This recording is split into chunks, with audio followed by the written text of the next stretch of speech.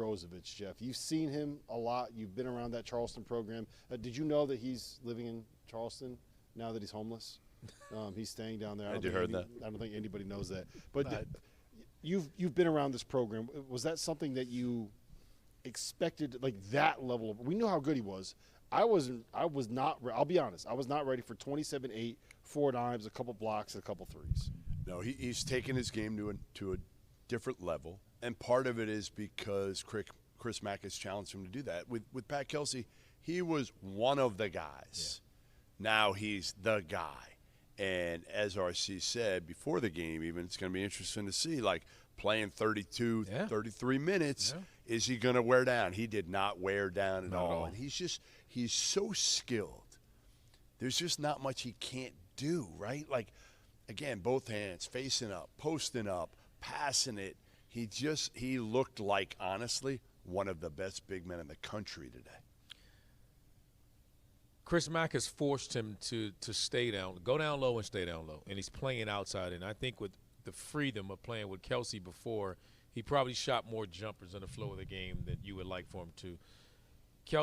Mack just said, get your butt down there. They can't guard you. And he just made the adjustment. They put a bigger guy on him when Jose Morena came in and had size. He just moved him around and used his size against him. I mean, he just was toying with everyone. His body well, He did. And he has that ability to go and he spin baseline on either side. He's a tough out, and now with the guys that they have, I mean, shout out to C.J. Fulton. How good was he today? Terrific. I mean, just elevated his game, and they looked as good as advertised. And they were only going to get better as they get healthy, and you get Djokovic gets his legs up under him and figures out. And he's going to have a great job, to me, if he just lets everything come to him and just plays off Bergevich. That's going to be the hard part for him, is kind of figuring out where he can operate on the floor, right? I think they're both versatile, though. They both got some versatility. They're both kind of like there's a little bit of an overlap there, especially when you're playing a 5-out offense where if you're running stuff through Brozovic and he's in the post and you got Djokovic out there and it's like, okay, I'm out here, but am I spacing the floor? Like, what am I supposed to do? If I'm driving this lane here, is he going to get in the way? So I think that there's still a little bit of a learning curve when it comes how they can impact a game when they're both on the floor together. And that, honestly, is probably just reps and practice. The big difference is going to be Debo, Darian Boyd, when he gets healthy. We talked – I don't know if you guys talked about it on the broadcast. He's cleared to play 5-on-5 and play contact right now. He was in practice. He went through the whole warm-up. He walked out of the locker room after the warm-up, dripping sweat to go sit on the bench. He can play in a game as soon as he passes a strength test that says that his right leg is within 10% as strong as his left leg is, or the injured leg. I think we'll see him when they come to when Charleston, Liberty, FAU play in the round robin that we're going to televise November 15th through 17th. I think he'll be ready for that, but he won't be close to 100% probably until January.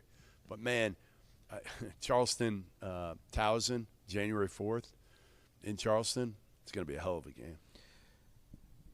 The more time he gets, the more comfortable he's going to get, because when he gets cleared physically, it's the mental hurdle he's going to have to play against. But they got the equalizer. They got Ante Bergevich is going to be a guy that if they just play through him, he's shown you that. And another guy, we got to give credit to Tavares today. He was awesome. He was really good and showed you. So everyone just will fall down in a pecking order when Debo comes back. But I think those guys help him, right? Tavares actually, you're right. I mean, Debo being out, if they can withstand it, right? If they can withstand the next few weeks and Tavares steps forward, you look at now what you've got, right? You got 7 dudes, 7 guys that you feel really good about. And then, from there you still got to figure out probably an 8th. Yeah, it was really funny when we were talking to Mack. We talked to him before Boyd was able to get into a practice, right? Before he was able to play the 5-on-5. He was like, we'll see. I think he'll be good. Looks good on film. And then we see him today, and he was like, boys, just wait. So when they kind of get going and get to full strength, it's going to be a lot of fun to watch them and Towson play. Towson right now is playing at St. Mary's. That game won't be over until this show is over, and we are hopefully back into sleep. I got a 5 a.m. flight tomorrow morning. I got to leave for the airport at about 3:45 in the morning. It's going to be a not a lot of sleep tonight. Not a lot of sleep. DePaul survived, just in case you were wondering. Yes, Okay. let's go. Just wanted to There make hasn't sure. been one bad loss. Everybody here was worried about how bad the Big East was. Yeah, you know what? Xavier struggled. They won. all that DePaul matters. struggled. They won. all that Seton matters. Hall struggled. They won. That's what counts, Jeff. Undefeated. Providence struggled. They won. They won. The Big East. Your Friars. Still undefeated. The Friars found a way to get done. Hey, against the Central Connecticut State Blue Devils. Listen, you caught up with Chris Mack up here after the game. Let's hear from him and how excited he was about finally being back in the Division I coaching ranks. You've coached a lot of really good players. Coached against a lot of really good players. Ante Brzovic was terrific tonight in every phase, right? Passed it, patience, could score, both hands, face up. Like, he did everything tonight. How impressive was it to watch him, your first time you're coaching him? I mean, I've seen him every day, Jeff. I mean, he does the same thing in practice every single day. And so sometimes as a coach, you start to think like, man, can anybody play post defense? But, look at Southern Illinois. They had 4 kids that he put in foul trouble, not to mention what he did in terms of his passing ability. He's so clever. He's so poised. I loved his leadership. We jumped our guys in the huddle right down the stretch. Between he and CJ, I couldn't ask for better leaders. You happy you came back? Yeah. Yeah? Yeah, but it didn't take today for me to understand. I'm happy to be back. I think it's Charleston's a great city. It's a great basketball program. The tradition is unbelievable. 5th highest winning percentage in the history of Division I. Yeah, you better not screw that up. I'm trying not to. But extremely grateful. I got an unbelievably supportive administration. Matt Roberts, just an incredible athletic director. So I think it's what any coach wants. So you're not going to wait. The charter's not going to wait for me so I can fly back later? You're leaving? You're a commercial guy all the way, man. You're a commercial guy. Yeah, I'm a hard hat guy. Yeah. On the other hand, no, we're travel all, in style, cheese right? and wine right here, It's baby. unbelievable. Unbelievable. All right, congrats. Thanks, man. I appreciate You got it. Does anyone know what happened to Chris Mack's tie? Do we have any word on Towel. that? He had no his tie on. tie? Yeah, Oh, his I tie thought was they- gone. His jacket was gone. They He has gave his his sleeves bath. rolled up. CJ Fulton got him with a shower. You need to explain that a shower. little bit more. I'm sorry. Explain Not a that bath. more. A bath, No, you're not. You haven't A made it better. Gatorade shower. They Man, it's dumped late. Gatorade All on right. him in the locker room. I think people know. They dumped Gatorade on him in hope the they locker know. room. I'm If just not- imagining CJ Fulton in there, like scrubbing Chris Mack's back in the ice bath. This is how you know it's too late. Listen, Scott Nagy came back to South Dakota to play the game. Go ahead, Jeff. Take it over. Yeah, no. It's great to have Scott back here. I mean, listen, they didn't win, but you could tell how much he appreciated and how much they appreciated him here. Great turnout for that first game, 11 a.m. Yeah. Really good crowd to, again, show the respect of he's the one.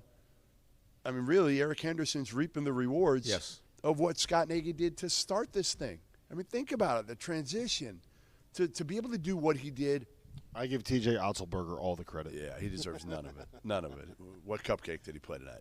Anyway, the bottom line is Scott did an unbelievable job here. He comes back here, and he's got a team with a bunch of new players that really a lot of them don't fit together right now, and I'm not sure they're even going to for the rest of the year, the perimeter shooting, the point guard play. Elliott was terrific. He kind of saved him, kept him in the game, and he's that one guy that can kind of get one whenever he wants. But Scott's got a lot of work to do, and he knows it. Yes. He knew it when we talked to him beforehand, and he knew it coming out of here. Yeah, he said their defense was in front of their offense. And I actually thought, as weird as this sounds, they gave up 90. And I actually thought that they played fairly well on the defensive end, all things considered. Tough to we didn't see guard Ante. Yeah, we didn't see Jarrett Hensley really at all getting in foul trouble. But I thought that there were signs there.